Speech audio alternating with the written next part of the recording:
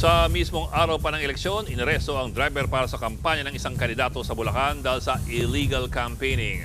Ang suspect, namimigay raw ng mga pagkain at sample ballot sa kasagsagan ng botohan.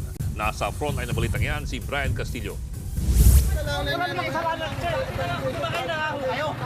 Sa viral video na ito, nakuha noong araw mismo ng botohan, kitang pinalibutan ng mga pulis at traffic enforcers ang sasakyang yan na may pangalan at mukha ng isang kandidato sa San Jose del Monte, Bulacan. Sa loob ng utility van, halos magpambuno na ang pulis at ang lalaking inaaresto.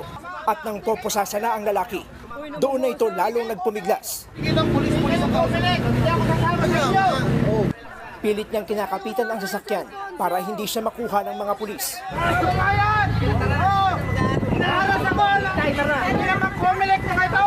Ayon sa PNP Police Regional Office 3, nagsilbing driver para sa campaign sortie ng isang kandidato ang lalaki.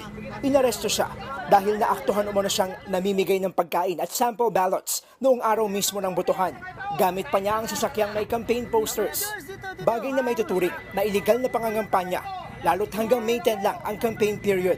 Pwede pong umaresto ang inyong kapulisan kapag kami nakikita po tayo caught in the act na nag-violate po na umiiral po ng mga batas related po sa election. Ayon sa City Election Officer ng San Jose del Monte, Bulacan, lehitimo ang ginawang pag-aresto ng PNP. May 11, lalong-lalo na po sa E-Day, bawal na pong mangampanya. Siya lang naman po yung may ganyan. Sumunod naman po yung mga ibang politiko na may sticker ng kandidato doon sa kanyang sasakyan.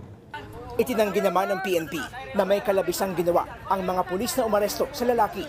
Gate ng pulisya, pilit silang nakiusap sa lalaki na sumama ng maayos. Ginawa lang po natin kung ano po yung nakakapat na responde doon po sa pangyayari po na yon. Yung ating mga kapulisan na exercise self-restraint po, hindi po siya pinagmalupitan, hindi po siya sinaktan.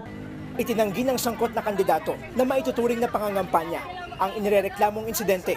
Namimigay lang daw talaga ng pagkain ang kanyang mga tauhan. Mahaharap ang inarestong lalaki sa reklamong illegal campaigning. Nagbabalita mula sa frontline, Brian Castillo, News 5. Mga kapatid, Ed Lingaw po, maging maalam at may pakialam sa mga napapanahong balita sa ating bansa. Para sa mas malalimang pagtalakay at paghimay sa mga issue at headlines, tumutok lamang at pag-subscribe sa social media pages ng News 5.